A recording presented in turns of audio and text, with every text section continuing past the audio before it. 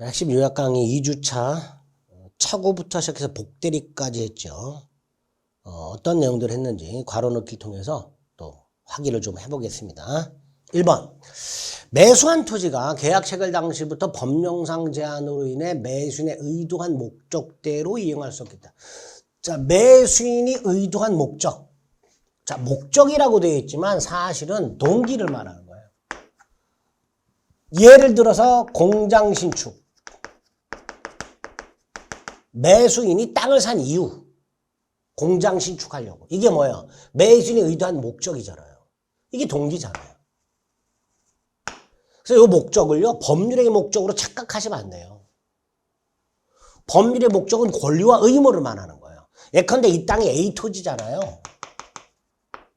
이때 법률의 목적은 A 토지 소유권이에요. 이게 목적이야. 근데 여기서 매수인이 의도한 목적이란 건 동기를 말하는 거예요. 동기. 공장 지려고. 그러니까 공장 지려고 땅을 샀는데 공장을 못 줘. 그건 무슨 착오예요? 동기의 착오가 되는 거죠. 그죠? 동기의 착오는 원칙적으로 착오가 아니다. 거기서 나오는 내용입니다.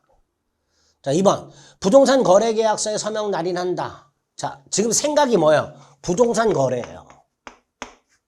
근데 어디다가 날인했어요? 연대보증. 이게 표시야. 의사는 부동산 거래인데 표시는 연대보증을 한 거예요. 이게 무슨 착오예요? 제가 기억하시자 그랬죠? 표시상 착오. 전형적인 착오가 됩니다. 따라서 설령 기망이 있었다 하더라도 착오 취소만 가능할 뿐 사기 취소는 못한다. 그랬죠? 그것 때문에. 표시상 착오 기억하자. 3번. 착오가 법률행위 내용의 중요 부분에 착오가 되려면 그 기준 중에 하나가 뭐였었죠? 제가 꼭 기억해달라고 하는 거. 경제적 불이익. 그러니까 착오로 인해서 표의자가 경제적 불이익을 입은 것이 아니라면 중요 부분의 착오라고 할 수가 없다가 되겠죠. 그래서 중요 부분의 착오를 판단하는 기준 중에 하나가 경제적 불이익이 있다는 거 잊지 마시고요. 4번은 입증 책임이죠.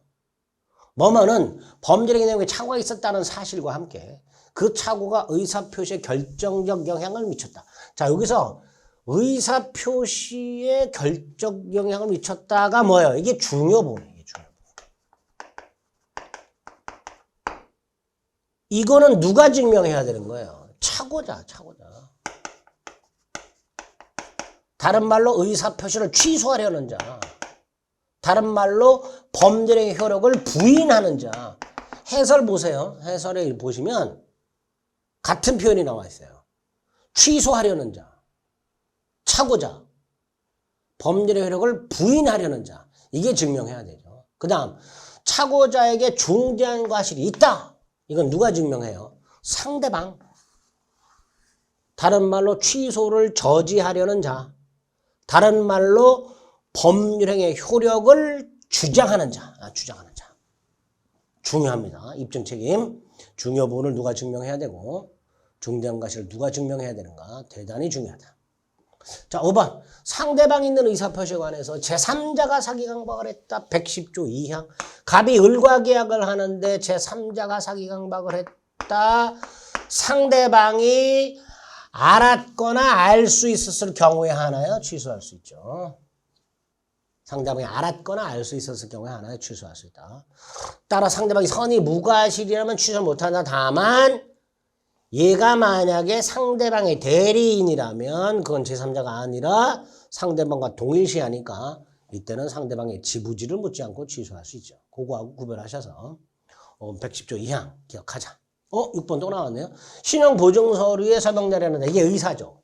근데 연대 보증 서류에 서명 날했으니까 의사는 신원 보증, 표시는 연대 보증. 표시상 착오죠.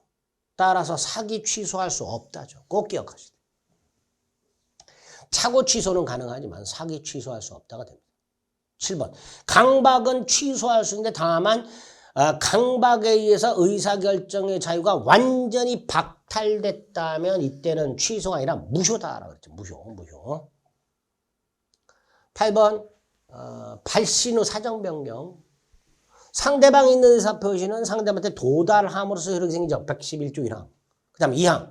의사를 표시한 자가 그 의사 표시를 발송한 후 사망하거나 그 다음 제한 능력자가 되더라도 그 의사 표시 효력에는 아무런 영향이 없다.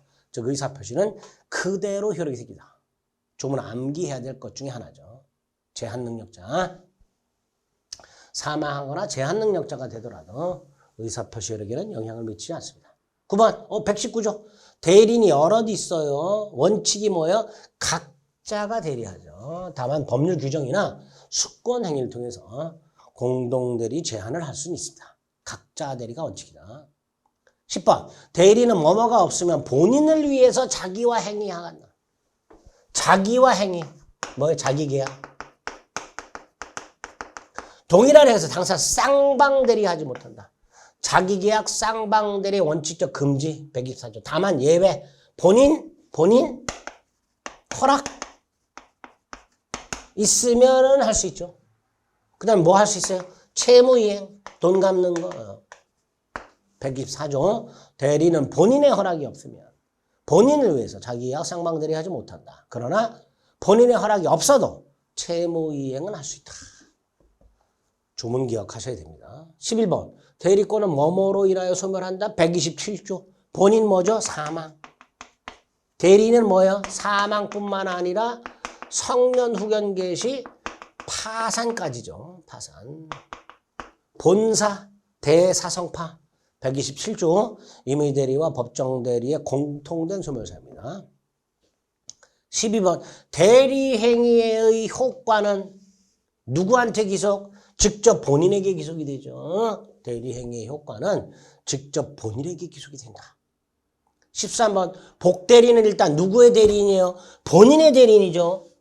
누가 선임해요? 대리인이 선임하죠. 누구의 이름으로 선임해? 대리인 자신의 이름으로 선임하죠. 그래서 대리인이 복대리인을 선임하는 행위는 대리행위가 아니라 그랬습니다. 대리행위라면 본인 이름으로 선임해야 돼요. 근데 대리행위가 아니니까 대리인 자신의 이름으로 선임한다 그랬습니다. 14번 무슨 대리인은 그 책임으로 복대는 선임할 수 있다. 누구죠? 법정 대리인이죠. 임의 대리인은 본인 승낙이나 부득이한 사유가 있을 때 하나요? 복대를. 그러니까 본인 승낙이나 부득이한 사유가 있는 때가 아니면 복대는 선임하지 못하는 게 임의 대리이고요. 120조. 반면에 법정 대리인은 122조. 법정 대리인은 그 책임으로 복대는 선임할 수 있다고 되어 있죠. 그게 120. 14번 임의 대리가 아니라 법정 대리인이 될 겁니다. 법정 대리인은 그 책임으로 복대리인을 선임할 수 있다. 이렇게 정리하시면 되겠습니다. 그래서 2주차 차고부터 복대리까지 내용들 괄호넣기로 다시 한번 환기해봤습니다. 늘 말씀드리지만 막히는 부분들이 있으면 그거 하나 답안 확인하고 넘어가지 마시고요. 그 파트를 이론 강의에서 다시 한번 전체적으로 내가 복대리가 이거 기억이 안 난다 그러면 복대리 전체를 한번 다시 한번 확인하시고 이런 식으로 활용을 좀 해주시길 부탁드리겠습니다. 네, 수고하셨습니다.